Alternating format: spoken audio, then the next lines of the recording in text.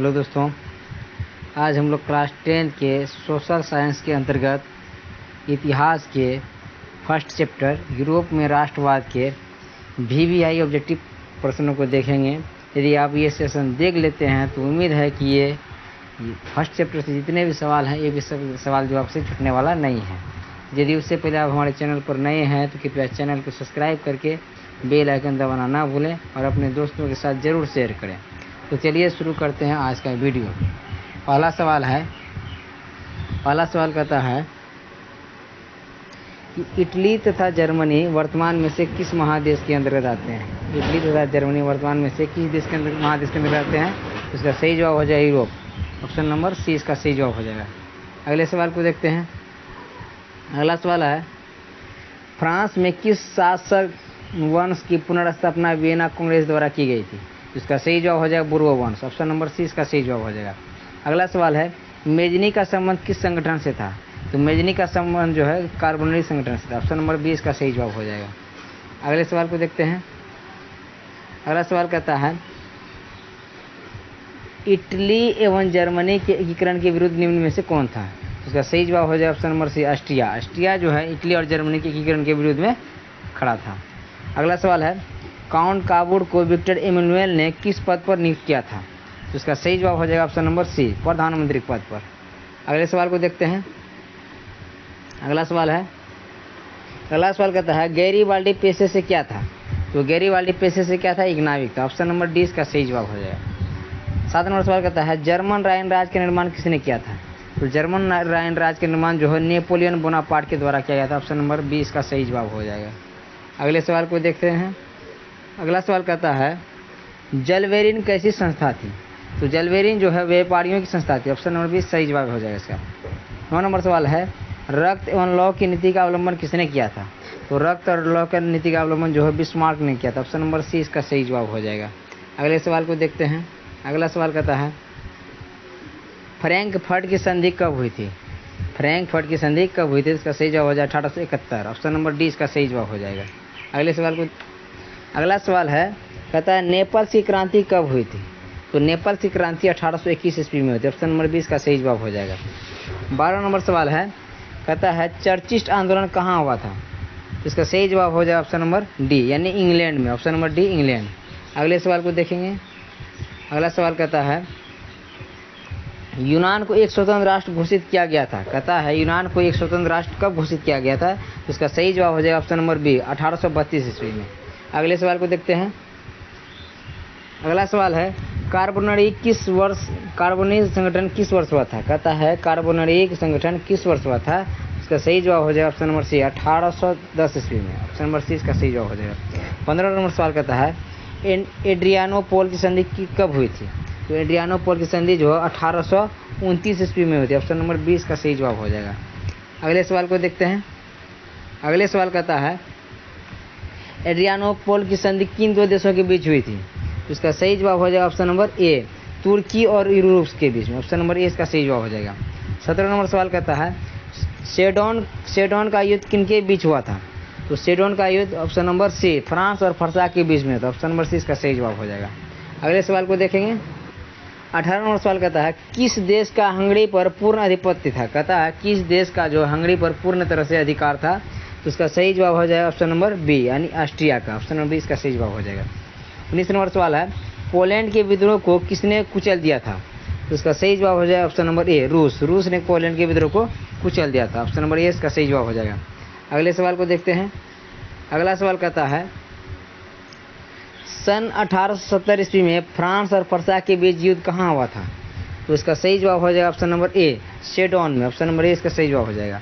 21 number सवाल कहता है, यूरोप वासियों के लिए किस देश का साहित्य एवं ज्ञान विज्ञान प्रेरणा स्रोत रहा है। तो इसका सही जवाब हो जाएगा ऑप्शन नंबर बी यूनान का। ऑप्शन नंबर बी इसका सही जवाब हो जाएगा। अगले सवाल को देखते हैं। अगला सवाल कहता है, युवा इटली संस्था का विकास किया गया था। कहता है, युवा इटली यानी जिसको हम लोग यंग इटली बोलते हैं, इस संस्था का विकास किसके द्वारा किया गया था। तो इसका सही जवाब हो जाएगा ऑप्शन नंबर ए मेजनी के द्वारा यानी युवा इटली जिसको बोलते हैं यंग इटली, उसका स्थापना जो है मेजनी के द्वारा किया गया था। ऑप्शन नंबर बी ए इसका सही जवाब हो जाएगा। अगले सवाल को देखते हैं, बिस्मार्क निम्न में से क्या था। बिस्मार्क जो है कूटनीतिज्ञ था। ऑप्शन नंबर डी इसका सही जवाब हो जाएगा। बिस्मार्क कूटनीतिज्ञ था।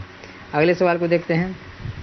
अगला सवाल कहता है सर्डिनिया पिडमाउंट का शासक कौन था? सर्डिनिया पिडमाउंट का शासक कौन था? इसका सही जवाब हो जाएगा option number C, Victor Emmanuel. Option number C इसका सही जवाब हो जाएगा। 25 नंबर सवाल को देखते हैं। यूनानी स्वतंत्रता आंदोलन के दौरान कौन ब्रिटिश कवि शहीद हुए थे? कहता है यूनानी स्वतंत्रता संग्राम के दौरान कौन जो है ब्रिटिश कवि शहीद हो गए थे? तो इसका सही जवाब हो जाएगा option number A, Lord Byron. Lord Byron, option number A इसका सही जवाब हो जाएगा। अगले सवाल को देखते हैं। अगले सवाल कहता है जलवेरिन की स्थापना किस राज्य ने की थी? यानी जलवेरिन जो व्यापारियों की संस्था थी, इसका स्थापना किस राज्य ने की थी? इसका सही जवाब हो जाएगा option number A, Parsa. Option number A इसका सही जवाब हो जाएगा। अगला सवाल है हंगरी की भाषा क्या थी? तो हंगरी की भाषा जो मैग्यार थी। ऑप्शन नंबर बी इसका सही जवाब हो जाएगा। अगले सवाल को देखते हैं। अगले सवाल है यूनान के स्वतंत्रता संग्राम में किसकी पराजय हुई थी? कहता है यूनान के स्वतंत्रता संग्राम में किसकी पराजय हुई थी? इसका सही जवाब हो जाएगा ऑप्शन नंबर बी, तुर्की की। अगले सवाल को देखते हैं मरियान किस देश की राष्ट्रवाद का प्रतीक थी? मरियान जो है किस देश का राष्ट्रवाद का प्रतीक था? तो ऑप्शन नंबर ए इसका सही जवाब हो जाएगा, और यानी फ्रांस। ऑप्शन नंबर ए इसका सही जवाब हो जाएगा। अगले सवाल को देखते हैं। अगला सवाल कहता है यूरोपीय सभ्यता का पलना किसे कहा जाता है? तो यूरोपीय सभ्यता का पलना जो है ये यूनान को कहा जाता है। ऑप्शन नंबर डी इसका सही जवाब हो जाएगा। अगला सवाल है एक्ट ऑफ यूनियन किस वर्ष पारित हुआ था? तो एक्ट ऑफ यूनियन जो है 1688 ईस्वी में पारित हुआ था। ऑप्शन नंबर ए इसका सही जवाब हो जाएगा। अगले सवाल को देखते हैं 1789 की फ्रांसीसी क्रांति के समय वहाँ किस राजवंश का शासन था? तो इसका सही जवाब हो जाएगा ऑप्शन नंबर सी, बुर्गो वंश का शासन था। ऑप्शन नंबर सी इसका सही जवाब हो जाएगा। 33 नंबर सवाल कहता है नेपोलियन संहिता किस वर्ष लागू की गई थी? तो नेपोलियन संहिता जो है 1804 ईस्वी में लागू की गई थी। ऑप्शन नंबर डी इसका सही जवाब हो जाएगा। अगले सवाल को देखते हैं। अगला सवाल कहता है जर्मनी के एकीकरण के लिए बिस्मार्क ने कितने युद्ध किए थे? कहता है जर्मनी के एकीकरण के लिए बिस्मार्क ने कितने युद्ध किए थे? तो इसका सही जवाब है ऑप्शन नंबर सी, 3 युद्ध किए थे। अगला सवाल है वियना कांग्रेस में कौन राष्ट्र शामिल नहीं था? वियना कांग्रेस में कौन राष्ट्र शामिल नहीं था? तो इसका सही जवाब हो जाए ऑप्शन नंबर डी, जर्मनी जो है शामिल नहीं था। अगले सवाल को देखते हैं। अगला सवाल है वियना कांग्रेस में पवित्र संघ की योजना किसने प्रस्तुत की थी? कहता है वियना कांग्रेस में, यहाँ आकर होगा, वियना कांग्रेस में पवित्र संघ की स्थापना किसने प्रस्तुत की थी? तो इसका सही जवाब हो जाएगा ऑप्शन नंबर ए, रूस ने। ऑप्शन नंबर ए इसका सही जवाब हो जाएगा। अगला सवाल कहता है यंग इटली के संस्थापक कौन थे? तो यंग इटली के संस्थापक जो मेजनी थे, जिसको युवा इटली कहा जाता है। ऑप्शन नंबर सी इसका सही जवाब हो जाएगा। अगले सवाल को देखते हैं। अगला सवाल कहता है फ्रांस के किस राजा ने कहा था अंग्रेजी राजा की भांति शासन करने की अपेक्षा लकड़ी काटना अधिक पसंद करूंगा? तो इसका सही जवाब हो जाएगा ऑप्शन नंबर डी, ये जो है चार्ल्स दशम ने कहा था कि फ्रांस के अंग्रेजी राजा की भांति जो शासन करने की अपेक्षा जो हम लकड़ी काटना अधिक पसंद करेंगे। तो इसका सही जवाब हो जाएगा ऑप्शन नंबर डी, चार्ल्स दशम ने कहा था। अगला सवाल है पर्सा का शासक कौन था? पर्सा का शासक कौन था? तो सही जवाब हो जाएगा विलियम प्रथम। ऑप्शन नंबर डी इसका सही जवाब हो जाएगा।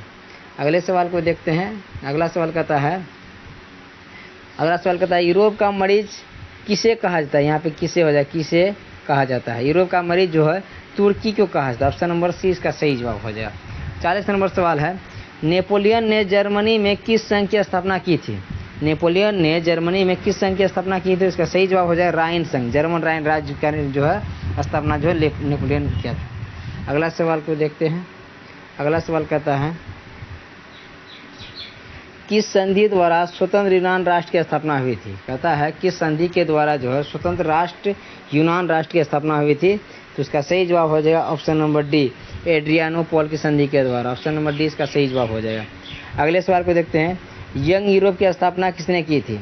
कहता है यंग यूरोप की स्थापना किसने की थी? इसका सही जवाब हो जाएगा मेजनी। मेजनी जो है यंग इटली और यंग यूरोप की स्थापना किया था। ऑप्शन नंबर बी इसका सही जवाब हो जाएगा। अगले सवाल को देखते हैं। अगला सवाल कहता है नव गुएल्फ आंदोलन कहाँ हुआ था? नव गुएल्फ आंदोलन कहाँ पे हुआ था? तो उसका सही जवाब हो जाए ऑप्शन नंबर ए, इटली में हुआ था। 45 नंबर सवाल कहता है मेटरनिक कौन था? तो मेटरनिक जो है ऑस्ट्रिया का चांसलर था। ऑप्शन नंबर ए इसका सही जवाब हो जाएगा। ऑस्ट्रिया का चांसलर कौन था? मेटरनिक था। अगले सवाल को देखते हैं। अगला सवाल है कार्बोनरी यानी कार्बोनेट दल की स्थापना किस वर्ष हुई थी? तो इसका सही जवाब हो जाएगा ऑप्शन नंबर ए 1810 ईस्वी में हुआ था। कार्बोनरी दल की स्थापना जो मेजनी के द्वारा किया गया था कब? 1810 ईस्वी में। अगला सवाल कहता है 1830 की क्रांति के बाद फ्रांस में किस प्रकार का शासन स्थापित हुआ था? कहता है 1830 की क्रांति के बाद फ्रांस में किस प्रकार की शासन की स्थापना हुआ था? तो इसका सही जवाब हो जाएगा ऑप्शन नंबर ए निरंकुश राजतंत्र। ये ऑप्शन नंबर ए इसका सही जवाब हो जाएगा। अगले सवाल को देखते हैं। अगला सवाल कहता है, अगला सवाल है लाल कुर्ती नामक संस्था का गठन किसने किया था? लाल कुर्ती नामक संस्था का गठन जो है ये गैरीबाल्डी के द्वारा किया गया था। ऑप्शन नंबर डी इसका सही जवाब हो जाएगा। अगला सवाल है राष्ट्रवाद की अवधारणा का जन्म किस घटना से माना जाता है? तो इसका सही जवाब हो जाएगा ऑप्शन नंबर ए पुनर्जागरण के बाद जो है राष्ट्रवाद की अवधारणा जो है जन्म लिया। ऑप्शन नंबर ए इसका सही जवाब हो जाएगा। अगले सवाल को देखेंगे। अगले सवाल कहता है रक्त और लौ की नीति किसने अपनाई थी? यानी रक्त और लौ की नीति का अवलंबन किसने किया था? तो इसका सही जवाब हो जाएगा ऑप्शन नंबर ए बिस्मार्क ने किया था। अगले सवाल को देखते हैं किस युद्ध के बाद जर्मनी का एकीकरण पूरा हुआ था? तो इसका सही जवाब हो जाएगा ऑप्शन नंबर डी सेडोन के युद्ध के बाद जो जर्मनी का एकीकरण पूरा हुआ था। अगले सवाल को देखते हैं। अगला सवाल कहता है किस संधि द्वारा जर्मनी का एकीकरण पूरा हुआ था? तो इसका सही जवाब हो जाएगा ऑप्शन नंबर डी फ्रैंकफर्ट की संधि के द्वारा जो है जर्मनी का एकीकरण पूरा हुआ था। अगले सवाल को देखते हैं जर्मनी एवं इटली के एकीकरण के समय फ्रांस का शासक कौन था? कहता है जर्मनी और इटली के एकीकरण के समय फ्रांस, यहाँ पे फ्रांस हो जाएगा, फ्रांस का शासक कौन था? तो इसका सही जवाब हो जाएगा ऑप्शन नंबर बी नेपोलियन तृतीय। नेपोलियन तृतीय जो है जर्मनी के और इटली के एकीकरण के समय जो वहाँ का शासक था। तो उम्मीद करता हूँ दोस्तों ये सेशन जो आपको अच्छा लगा है, और यदि सेशन अच्छा लगे तो कृपया चैनल को सब्सक्राइब करके और लाइक करके हमें जो मोटिवेट करने का प्रयास करिए। तब तक के लिए धन्यवाद। मिलते हैं अगले वीडियो में। जय हिंद।